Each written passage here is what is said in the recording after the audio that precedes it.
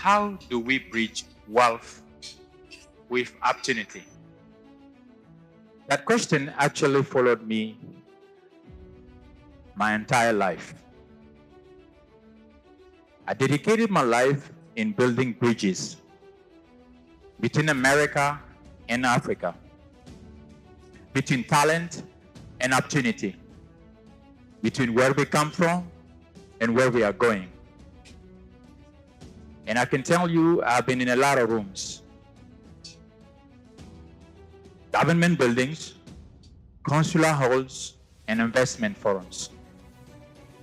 And tonight, I want to share with you some real opportunities that will help build wealth and build legacy. Because wealth does not happen by accident. It happens by recognizing opportunity, seizing it, acting on it, and using it to build something that is far beyond ourselves. I grew up in Burkina Faso, a landlocked country in the middle of West Africa. Is anybody here ever heard about Burkina Faso? No? Okay, at least we got some hands here. Yeah. Burkina is surrounded by a lot of talented people and hardworking people, like teachers, students, business owners, solving everyday problems with limited resources but unlimited determination. In fact, Burkina Faso is home to the most strongest man in the world, Iron Bibi. Anybody heard about him here? Maybe some people from Burkina Faso. Oh yeah, there we go. Jacob, you heard about Iron Bibi, right? Yeah, he's the strongest man in the world. He holds the world record holder in actually a strongman competition. But we had little access to opportunity. I watched that growing up. The gap between what people were capable of and what they were able to build. And it's actually planted a question in me. That actually is one of the most important things that I do every single day. How do we bridge wealth with opportunity? That question actually followed me to the US. And for all its complexity, it gave me an answer that I'm always grateful for. An answer that I'm always grateful for. Access. Access to education, access to system, access to rooms where decisions are made. Because nothing in life we talk about, achievement, opportunity, wealth, does not happen without access. Access to me is the bridge between possibility and potential. So I came to the US, I earned my MBA. And I spent the next 11 years studying wealth. And what I learned and what I can share with you is wealth started with knowledge before action. Like the kind of wealth that can really create impact, it starts in the mindset. Because you have to feel it before it ever becomes tangible. And when you hold that kind of mindset, it changes how you see possibilities.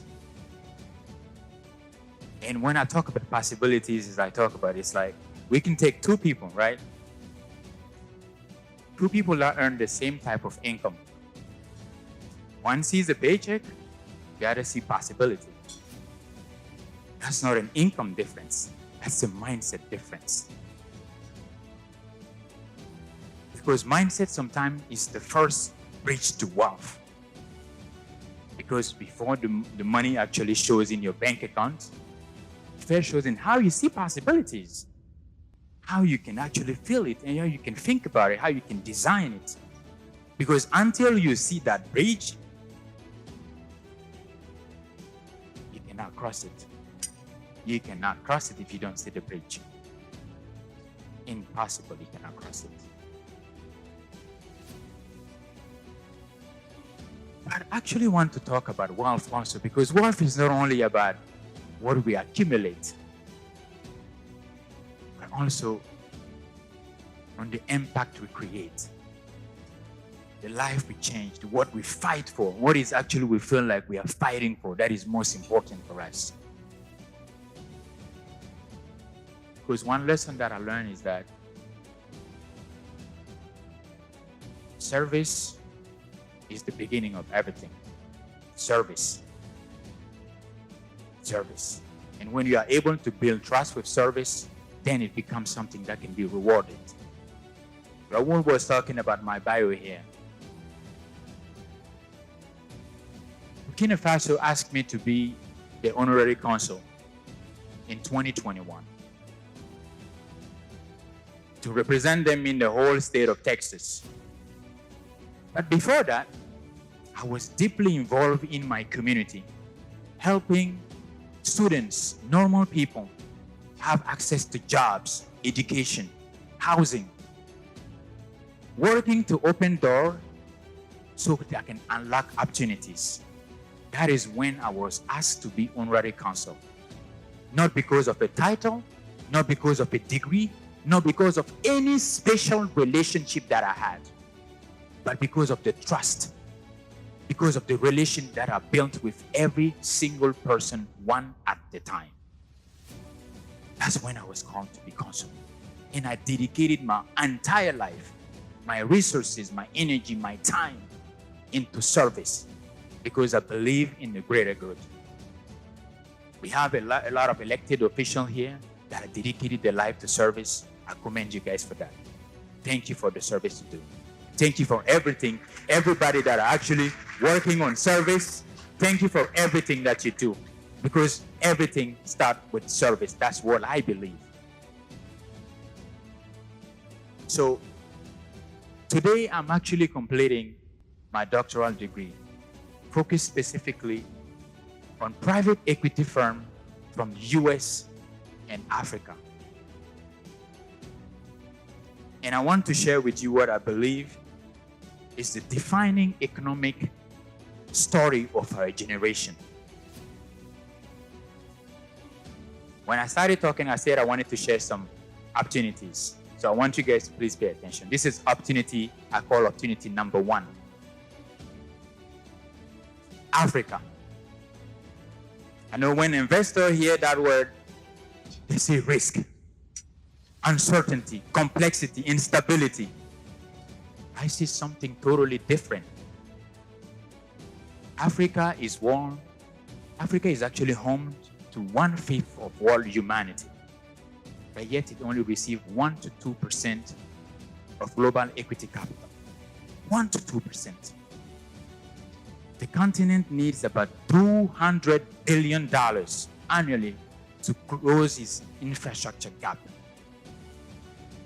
That gap right there is the opportunity of our generation. 1.4 billion people, the youngest median population of any continent on earth. The fastest growing middle class in the world. A combined GDP approaching $3 trillion, expected to double in the next decade. Cities like Accra, Abidjan, Lagos, Nairobi, building ecosystem, consumers economy, real estate at a pace that will shock most people in this room. My doctoral degree that I'm actually completing at Liberty University is specifically designed to answer this question. What prevents private equity capital and normal people to flow in West Africa or in Africa at scale? And what will it take to change that? Because with my research, what I believe that and what I found, the answer is not lack of opportunity. No, it's not lack of opportunity. The answer is trust. Investors want transparency. They want predictable rules. They want strong institutions. They want to have the confidence that the investment is actually secured. When all that fundamental is there, then capital follows. But another thing that I want to share is that research is not only academic for me. No. It's the blueprint of the firm that I'm building today. RMJ Capital. RMJ Capital is designed to be the bridge between US investors that want high exposure, growth, and African markets that have the fundamental, the momentum, the demographic, but actually lack the institution framework and the trusted partner to open that capital. And many of you that are in this room tonight, there's something that I want to share again. You guys have something that no actually fund manager does not have. How many people do we have from Africa here right now? Can I see some hands? A lot of them. I believe with the list of the notes that we had, about 18 different countries. So people have proximity here. Right here, we have people from Africa that know the market, the knowledge, the potential, that no amount of studies can replicate. That for me is not a sentimental observation, it's a competitive advantage. Because what I believe that Africa's greatest resource is not its oil, it's not its diamond, it's not its gold. Africa's greatest resource is its people. It's people, the people that are in this room.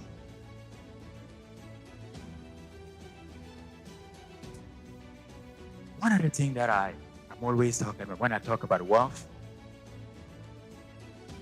is legacy. And I believe everybody in this room can agree with me that everybody is building legacy. But sometimes, what I've noticed is like, think about legacy when everything is settled. When I have enough, I will invest in my community. I'll invest in my people. I'll do more. I'll care about my neighbors. Legacy should be something that we're funding every single day. Every single day. Because I work with a lot of my clients through my company, RMJ Consultant, to start building legacy. For me, this is opportunity number 2 that I want to share. And I really want to be honest with you guys tonight. Can I? Can I be honest? Okay. All right. Thank you. Because there's a conversation that never happened in Zoom like this. When we meet, we talk about revenue, we talk about growth, we celebrate income, and we should. Almost no one talks about what stays. What stays after when you have all this money? When we build all this wealth, when income starts falling, what stays after? Because after 11 years in the tax industry, and as an IRS enrolled agent, I sat across the table with hundreds of successful people. And there is a pattern that I keep seeing happening. Nearly 90% of business owners are overpaying the IRS. 90% of business owners are overpaying the IRS. It's not because they are not sophisticated or not because they are not careful, but because nobody actually built them a real tax strategy. And to the W-2 owners and the high income earners, bringing home $200,000, $300,000, $400,000, $500,000, $1 million sometimes. I've seen those people and I work with them. But if you're sitting in this room, there is something that I want you to hear clearly. You are not stuck when it's come to taxes. The belief that tax strategy is only for business owners is one of the expensive myths in personal finance. We have helped W-2 owners find legal, legitimate tax savings. But I know when I share something like this, maybe people will say, Rashid, I already have an accountant, right? I already have an advisor and I work with somebody. It's fine. Keep them. But let me ask you this question. When was the last time your accountant actually called you and say, we actually find some ways to help you save some money on taxes before December 31st? Right? See the answer? That's what happens when you don't have a real tax strategy. The US tax code actually is almost 80,000 pages. And I can tell you, I read the most important part of it. I read the most important part of the 80,000 pages. And inside those 80,000 pages, there is IRS-sanctioned Barrett framework that the wealthiest family in America has been using for decades and for years and generations to compound their wealth and actually able to mitigate the tax bill. Architecture, the way you time your income, the way your investment communicate with your business, the way you structure your entities, the way you protect your estate against the people that are coming after you. Those are not complicated ideas. It actually needs somebody that is paying attention and someone that understands that your personal life finance, the personal finance is not a collection of separate problems. It's one ecosystem and it needs to be managed as one.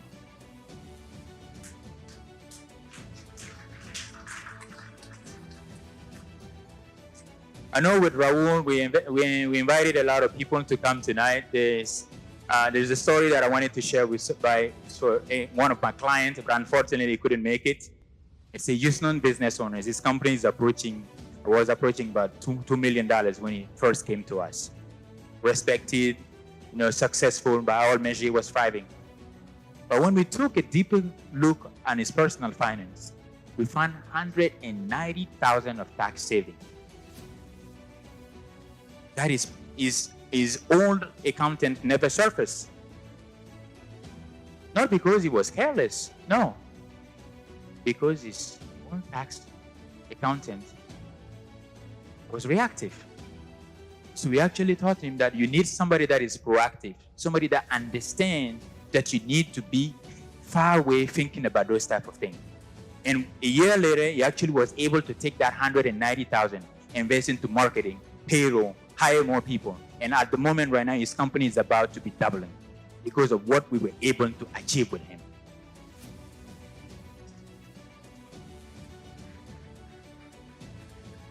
So tonight, my question is for everybody here, is your strategy working? Is your wealth actually building legacy? Do you have the right accountant? Because one day for all of us, the title will be gone. The business will belong to someone else. The balance sheet will have somebody else's name. The corner office will be occupied by someone who haven't been born yet. What remains, what truly remains, is the door we opened for people. The people we brought with us. The opportunity we have created. The bridges we built between where we come from and where we are going.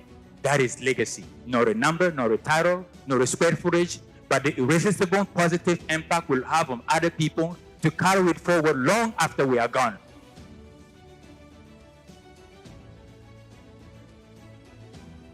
I'm Rashid Berry. I'm a strategist. I'm a business owner. I'm a doctoral researcher. And tonight I'm your host.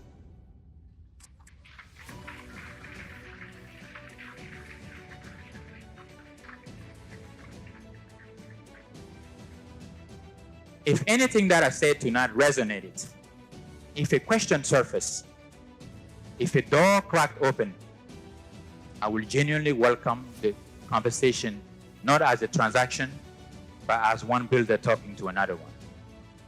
My team is here tonight. They're actually back there. I'm here. And the most interesting part of my career has always started in rooms like this, where people refuse to settle. May God bless you, bless your businesses, and bless the extraordinary future we are all building together on both sides of the Atlantic.